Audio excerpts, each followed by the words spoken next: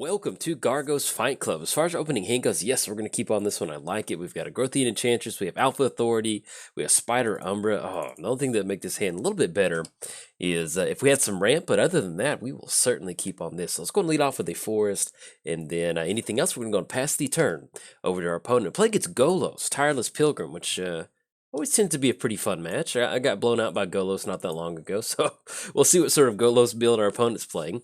We're playing Gargos, Vicious Watcher. Vigilance, hide your spells you cast, cost 4 less to cast. Whenever a creature you control becomes the target of a spell, Gargos fights up to one target creature you don't control. Playing against Golos, Tireless Pilgrim. Whenever Golos enters the battlefield, you may search your library for a land card, put that card on the battlefield tapped, then shuffle your library. Then for a 2-mana Wooburg activation, ooh, Trivelder, I'll take that.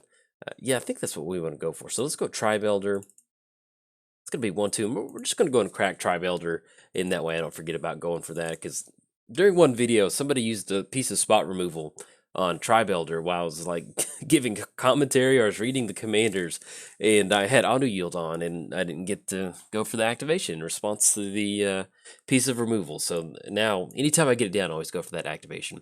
But yeah, long story short, with Golos, this is going to be a 2-mana activation. And then for Wooburg, exile the top 3 cards of your library. You may play them this turn without paying their mana cost. So if you want to see a pretty cool Golos deck, I've got Golos Mazes In, which is a ton of fun. It's really fun going for those Mazes In activations, and it's just some good magic right there.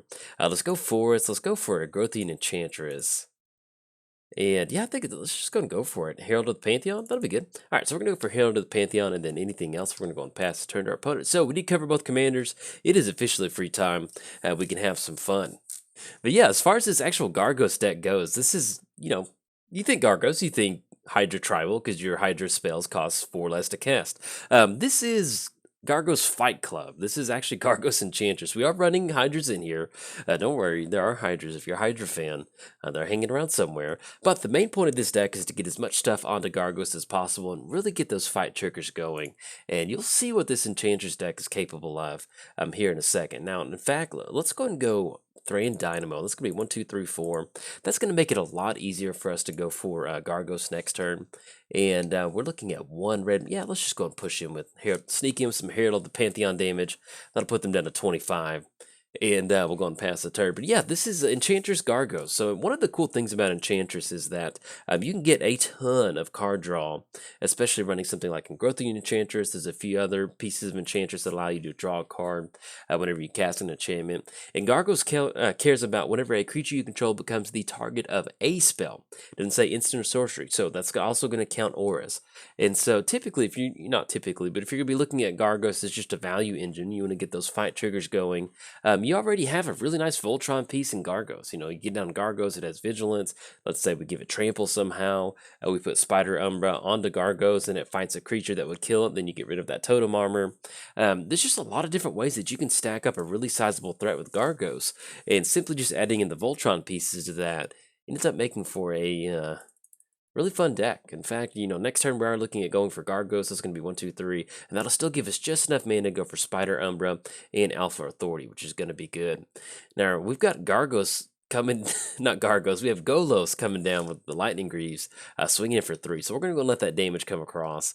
And Shrine, oh, that is definitely a good draw. So we are looking at 1, 2. Yeah, let's go Gargos.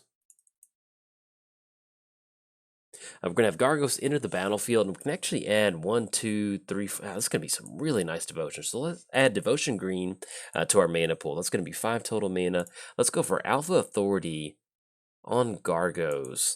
Now, unfortunately, with them getting the Swiftfoot boots down, we're not going to be able to get that fight trigger, but we're about to get some of the really nice Enchantress pieces that we're looking at. So every enchantment that we're going to cast, that's going to be 1 life gain and 1 card draw. Okay, we have Arch. At this point, we're just looking to chain together a few more pieces of enchantment once this enters the battlefield. Okay, run into Fist of Ironwood. And I love Fist of Ironwood because it does give us trample, but at the same time, we get 2 little sapling tokens on the battlefield, which is always nice. Now, you can see if our opponent had some sort of creature base on the battlefield, how much kind of like shenanigans we'd be getting into. All right, so we're gonna get that on there. That's gonna give us 2 sapling tokens, and let's go Soul Ring, just a little bit of insult to injury, and anything else. No, we just got to land in the hand. We're simply just gonna go and pass the turn over to our opponent. So let's go, and once again we're gonna sneak in with that little bit of damage with Herald of the Pantheon, knock them down to 22.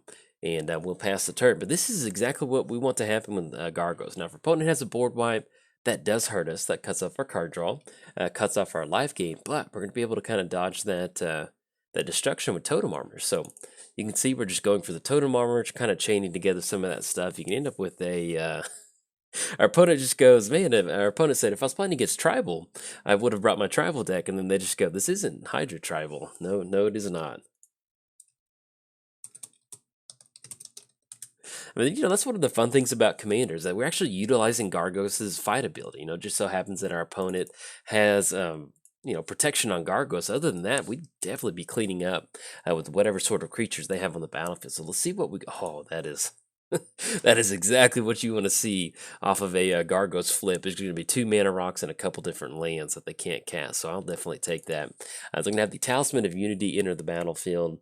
And then I think, yeah, they're going to go for the Golgari Signet too. So that still gives them access to 2 mana. We don't know what is left in their hand. Another Signet. Okay. So now we're going to have to be fighting off some of these activations pretty bad. So let's see what we draw into for the turn. Basically, we're looking for some sort of Enchantress piece. We can swing past our opponent. We are looking at a 9/8. Has to be blocked by only 1. Oh, Enchantress Presence. Okay, so let's go and go. Yeah, we definitely have the City's Blessing. Yeah, so we're going to go for Enchantress Presence. And what we're going to do is we're going to try to filter, just get some more card draw. Okay, so we're going to get that life gain. Let's go for a Growthian Enchantress. A Reliquary Tower. Okay, unfortunately, we're going to whiff on that one. Let's go for Devotion to Green. That's going to be 9 total mana. Let's go and go for the activation to draw a card. Ooh, we run into Nylea. So let's go and get her down. That's going to be 2 more pieces of enchantment card draw. All right, and unfortunately, we don't hit another one, but let's go. And then we're looking at Nayela. Target creature gets +2/+2 and trample. Yeah, we'll go and go for that because that's going to be Sky Shroud Claim. Well, either way, I don't think we have enough for 2 activations, so we'll go and grab 2 Forest. Have those come into play untapped. Let's go for the targeting Gargos. Okay, it's going to be an 11-10. Let's go and swing across, and we're going to hold off on swinging in with Herald of the Pantheon this time. All right, so we're going to go and swing in for 11. That's going to be Hexproof, Reach, and Trample. If they want to block, they certainly can, but at least we're going to put some damage on them pretty quick. That's going to put them down to 8, and then anything else, we're going to go and pass the turn to our opponent. So you can see, one of the values to playing an Enchantress deck is that we have a Growthy Enchantress on the battlefield. We go for Enchantress Presence. Then you start to get some really nice card draw off of that, and that's a really good feeling. But yeah, this is a very good textbook showing of how you can build a Gargos deck not caring about a ton of Hydras. Because Hydras are good. There's just... like if you've never built a Hydra deck, or if you haven't thought about building Gargos yet, there are a lot of Hydras out there. Typically with the tribal effect, let's say you're building a Goblin deck, you get down a Goblin Lord, you get down a Goblin that gives your Goblins haste. You can build on like this kind of tribe style effect. With Gargos, Hydras tend to be. They all have their very own unique interaction. Pretty much the only thing that makes them a tribe is that they tend to have some sort of tap out for Expel, or they tend to really care about a. Okay, so opponent's going to go for Mirari's Wake, which is going to be a pretty good chunk of mana, but I think with what we're looking at, 1, 2, 3, 4, 5, 6, 7, 8, 9, 10, 11, 12, yeah, they're going to be able to go for some activations. But with the tribal effects, with Hydras, pretty much the only thing they care about is entering the battlefield and doing something, or having a lot of +1 counters on there. So there may be some times where you kind of build a really clunky deck, but... by going Gargos kind of Enchantress, you can see we're getting a lot of card draw. We end up with this really nice fight creature to where we can really deal with a lot of stuff on our opponent's side of the battlefield. Next turn, we've got a ton of Devotion mana. We can go for Nayela and get that +2/+2 to give all of our creatures trample. So, all right, so opponent's going to go for an activation. Let's see if we dodge this. Okay, I'll take it. That's another Boros Signet.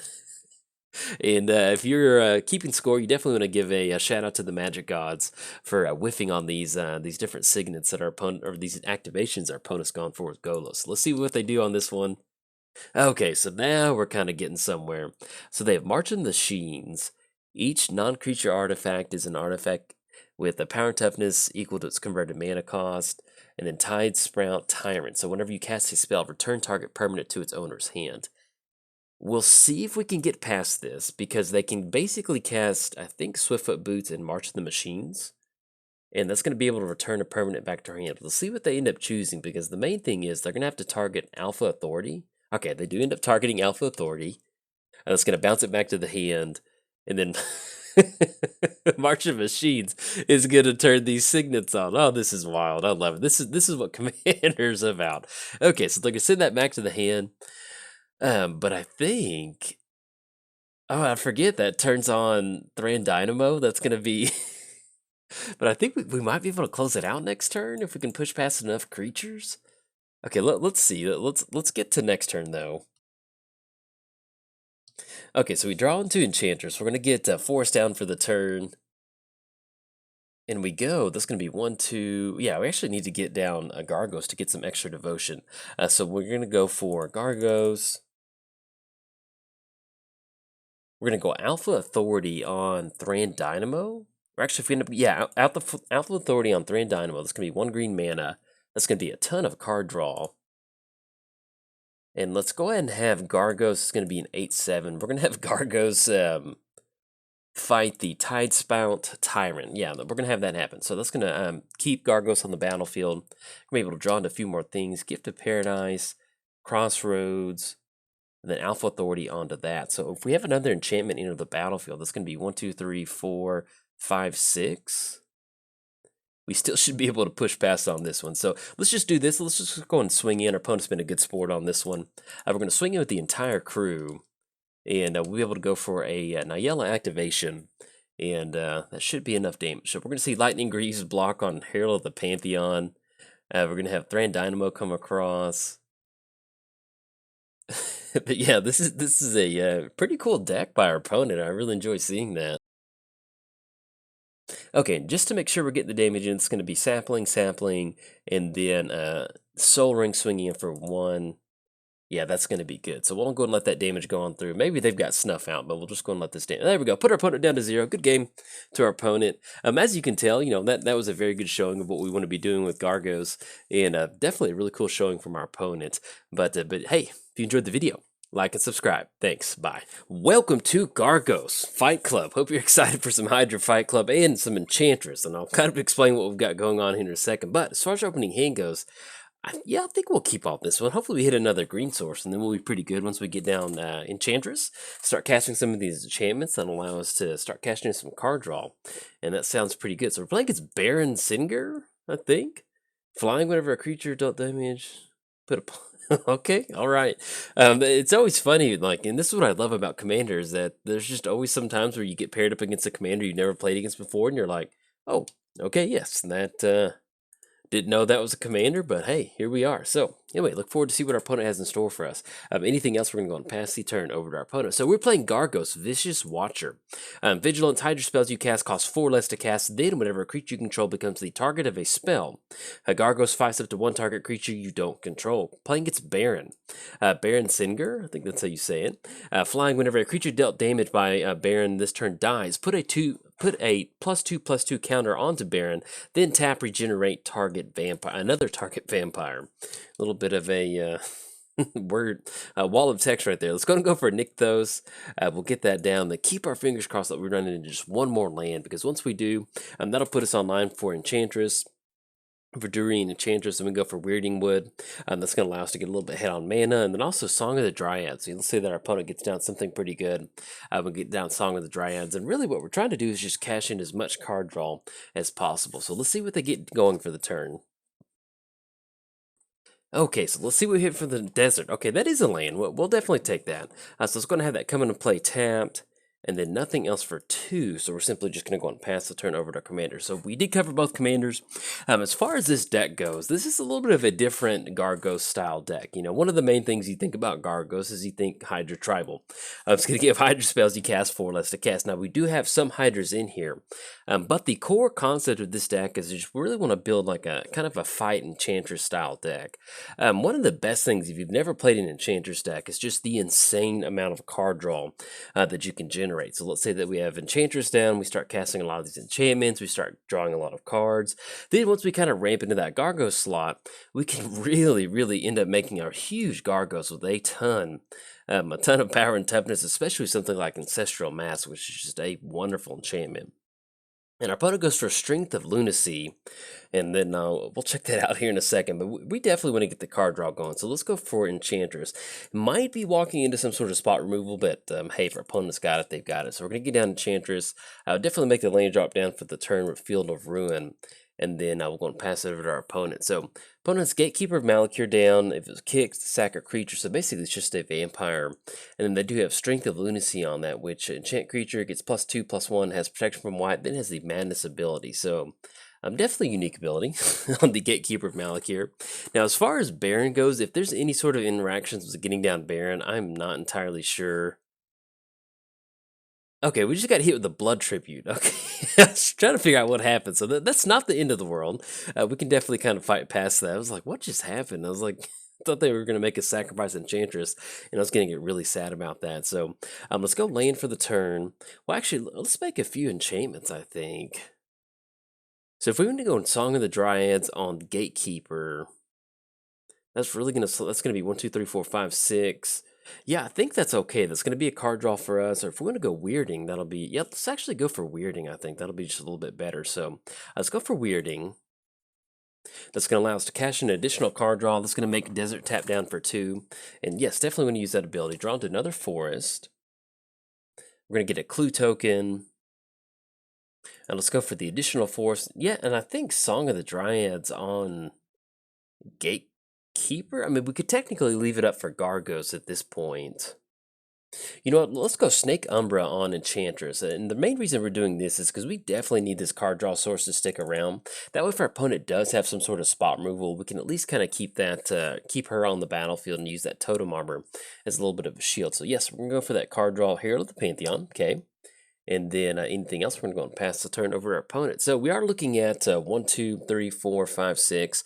We are very slowly working towards Devotion with Shrine, which is a nice thing. Let's go and push in, get in another card draw. Oh, look at that. If you came here for a 44 turn clock with Enchantress, this is the game for you. So we run into Naturalize, which actually work out really well against that Charcoal Diamond. But yeah, you know, this is exactly what we've been doing with the Enchantress deck. And we're going to be generating a lot of card advantage. Once we get down Bear Umbra onto Enchantress, we might end up going for that. Because one of the cool things about playing Enchantress is there's just sometimes where you just start, you know, you do want to get down Gargos as quickly as possible and have a Fight Club style deck, but if our opponent doesn't really have much of an answer for Enchantress, then we can start throwing a lot of these enchantments and these auras onto Enchantress and just really generating a ton of value. But you know, this is Gargos. We're excited to play with Gargos, so we're definitely going to try to get down Gargos. So they're going to be swinging with Gatekeeper of Malakir for 4. That's going to put us down to 11. And if things get a little bit too nutty, we might end up going Song of the Dryads on Gatekeeper just to kind of slow it down just a little bit, just to buy us a little bit more time. So let's go land drop for the turn. That's going to be Forest. You know what? I think that'll be the best option. So let's go Bear Umbra on Enchantress. Because what we can do on the back end is we can actually end up casting Gargos on the back end. So we're going to cash in another card draw. Oh, and Heroic Intervention is a wonderful draw. And we want actually, we end up saving Ranker for our actual commander. Do we end up going Song of the Dryad on Gatekeeper? Let's do this. Let's just keep them off mana. Let's go for 2 mana. Let's go for Naturalize on Charcoal Diamond. There we go. Let's go and push in for 3/5 because we still want to get a few more things going on to Gargos. So we're going to go and swing in. It's going to be a 3/5. We get to untap all of the lands that we control. It's going to put them down to 41. We're going to get one more card draw off of Enchantress. Yes, definitely we use that a bit. Mary's Guile. And then we're looking at 1, 2, 3, 4, 5. We're looking at 5 total devotion at this point right now. So I think that would be good. So let's go and tap down Shrine. This can be 1/2. We're going to cast Gargos. Let's go for Ranker on Gargos. And once we put this on, then it's going to give us a power and toughness and also allow us to end up fighting Gatekeeper. So let's go and fight Gatekeeper.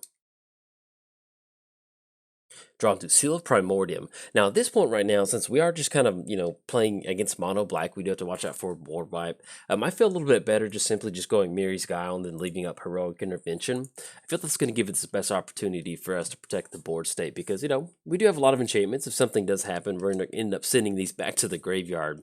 So we're at least going to hold on to Heroic Intervention. Then if our opponent does get down something else, we can at least, blast something with Seal Primordium for next turn. So, but yeah, this is exactly what the deck wants to do. You can see how it played out pretty well. We've got a 10/7 Gargos on the battlefield. Next turn, when we go for Ancestral Mask, that's going to be, it gets +2/+2 for each other enchantment on the battlefield. So it's going to be 1, 2, 3, 4. It's going to be a pretty good chunk of damage right there. It's almost going to put it at an 18 total power and toughness. So we almost basically might be able to one-shot our opponent, especially when we get down Colossus. If we get down Colossus, go for that Devotion, and then get down something like Song of the Dryad, that'll end up being for a really nice turn, especially if our opponent's just going to tap out for the commander. But let's see what they're tapping out for. Profane Command.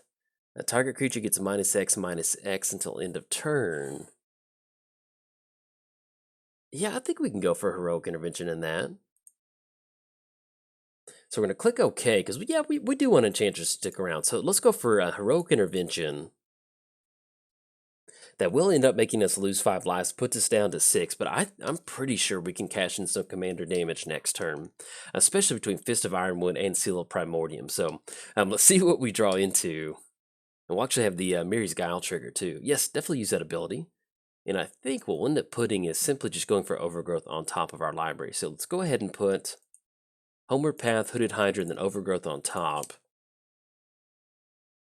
Yeah, I think we go for Colossus. I really like I like going for Colossus. So let's go 2 mana off Shrine. It's gonna be 2 off. We could probably play this one out just a little bit differently, but I just love the thought of getting down Colossus. So let's go Colossus.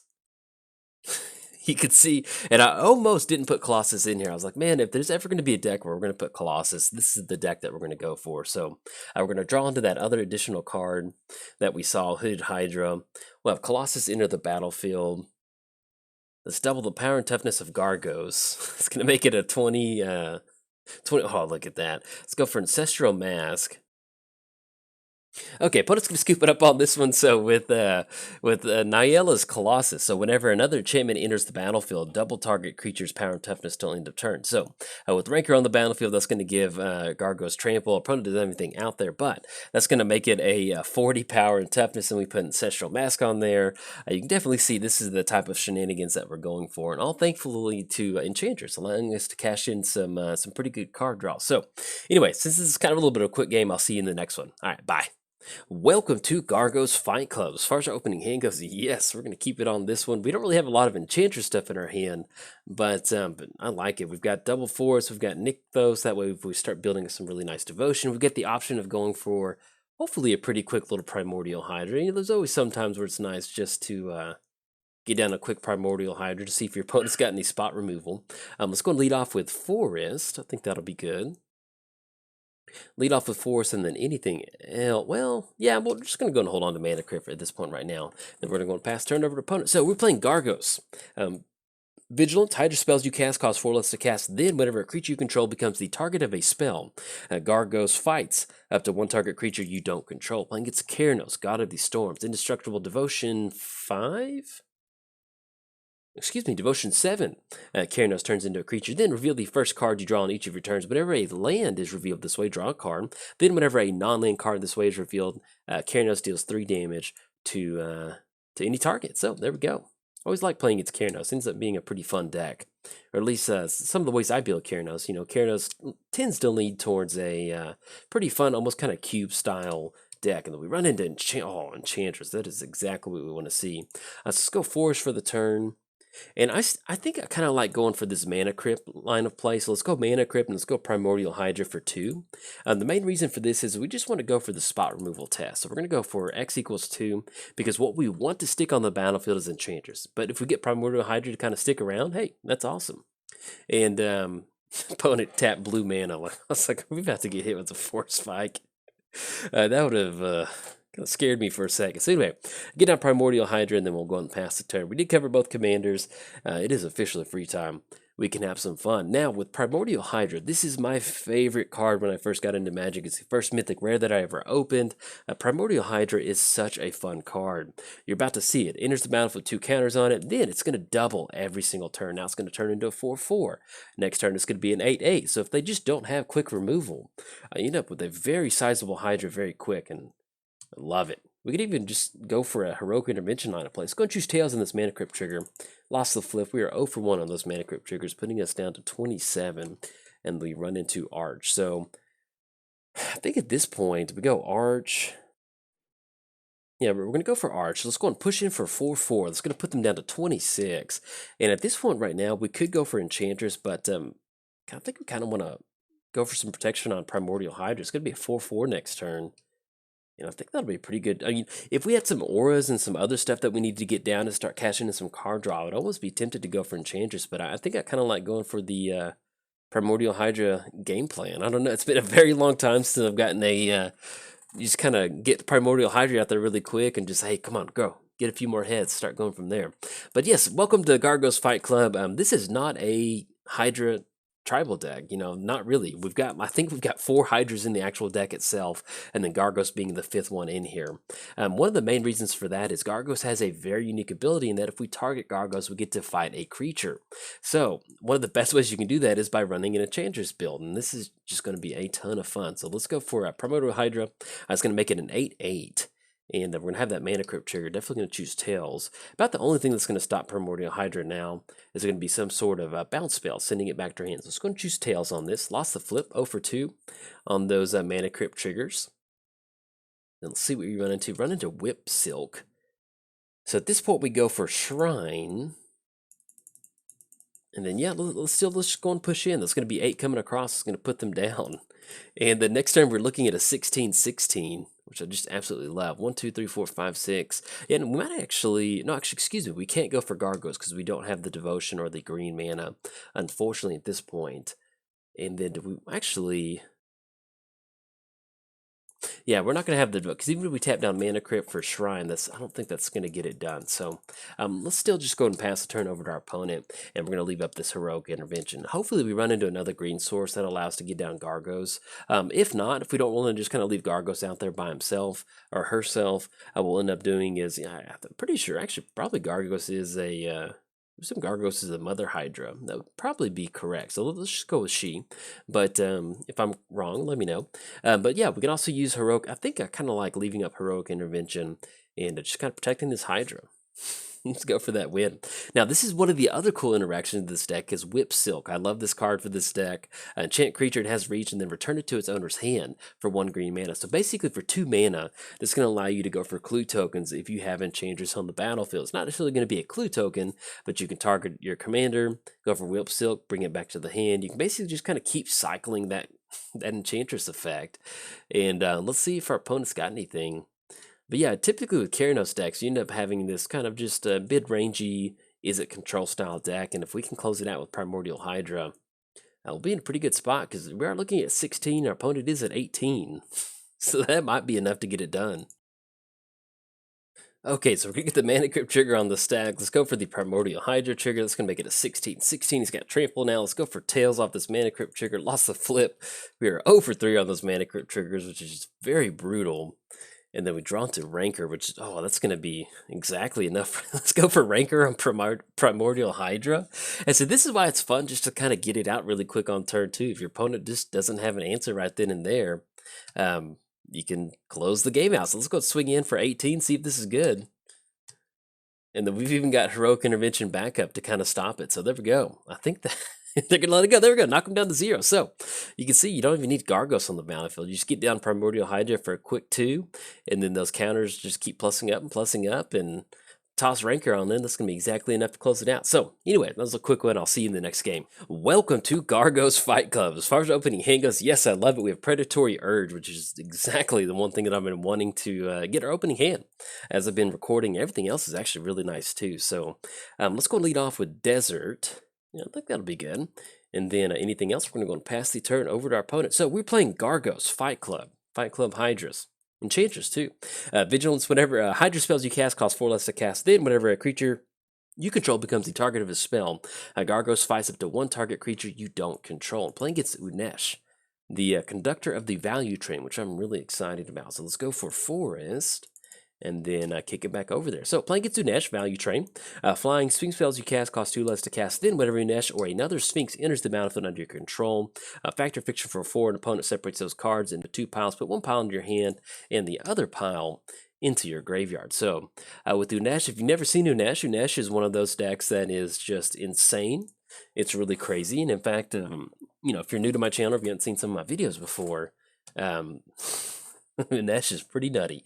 It is I don't know, especially in 1 versus 1, or even in a multiplayer setting, it is just really, really hard to combat sometimes. You just get down to Unesh, and the fact that these Sphinxes cost 2 less, and then you end up furthering your board state by getting some sort of flyer in the air, and then you just you end up just like refueling your hand a ton of stuff. So, and we're actually looking at next turn land drop 3 Mox. I almost need to go for Return to Nature on Mox Diamond. I think we do.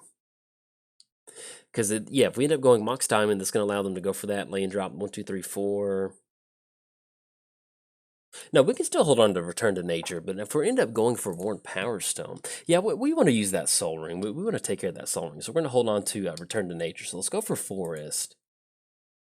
And actually, it's going to work out perfectly. And so instead of us going for Worn Power Stone, we can actually go for Fertile Ground on this untapped forest. And that's going to leave up just enough for Return to Nature. And that's going to allow us to blast that Soul Ring and at least try to keep Unesh at bay just for a little bit. After that, once we end up getting down New Horizons, Worn Power Stone, we're going to be able to open up on a ton of mana. It's going to be 1, 2, 3, 4. Ooh, and then Jace the Mind Sculptor. Okay, so let's go for Return to Nature. Destroy target, not enchantment. Destroy target artifact. We're going to blast that Soul Ring. It's going to be 1, 2. Now, one thing that we definitely need to do is we need to get some sort of pressure onto Jace. So hopefully we can get down Gargos pretty quick. That's going to be 1, 2, 3, 4.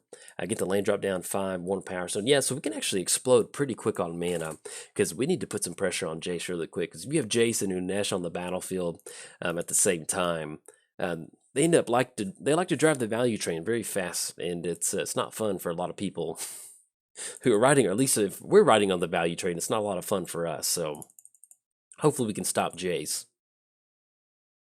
Okay, so we got Trinket Mage coming in for 2. That's going to put us down to 28. And then we draw into 3 visits. So let's go Rogue's Passage. All right, so we're going to go 3 visits. We're going to be able to put a forest onto the battlefield. Let's grab an additional forest. Let's go New Horizons. Okay, then anything else, we're going to go and pass the turn over to our opponent. So next turn, we're actually going to have a pretty good chunk of mana. It's going to be 1, 2, 3, 4, 5, 6, 7. So that's going to be 7 total mana. If we end up hitting the land drop, that's going to allow us to at least get to 8. We probably can't go for 1 Power Stone and another enchantment, but at least we're going to have enough mana to get down Gargos. Now, here's the other kicker. We need to watch out for some sort of counter magic from our opponent. If they end up tapping out to get down a Sphinx or something like that, feel a little bit better about it. But when you're playing against mono blue and Ash, especially in 1 versus 1, you'd be fool not to run some sort of counter magic in there, especially if we're getting some Jace the Mind Sculptor. Now, our opponent does go for extra planar lens. Hopefully we can find another piece of artifact removal, and that would be pretty good to kind of help our game plan out. And I think we still end up going for Gargos. I think that'll be good, because we're looking at 1, 2, 3, 4, 5, 6, 7. Or we can just go for a really nice value turn and go for Herald of the Pantheon, go for Worn Power Stone. Yeah, let's give Gargos a shot. If they've got a counter magic, they have to burn it pretty quick. That's going to be 1, 2, 3, 4. If they've got counter magic, they've got 4 cards left in the hand. We can definitely let them burn a counter spell on this. Okay, so they've got actually counter spell in the hand. So it's going to send Gargos back to the command zone. That's going to put us next turn on going for Herald of the Pantheon and Worn Power Stone.